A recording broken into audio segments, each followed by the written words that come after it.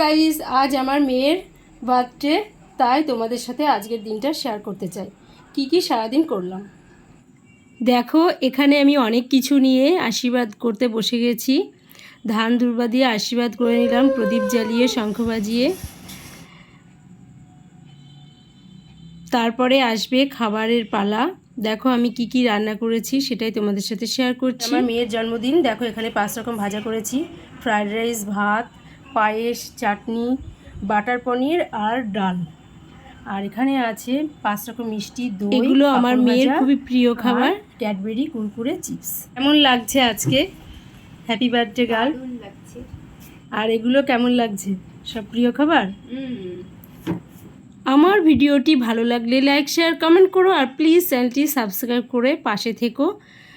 আর তোমরা সবাই ভালো থেকো, সুস্থ থেকো। আজকের মতো এখানেই, টাটা, বাই।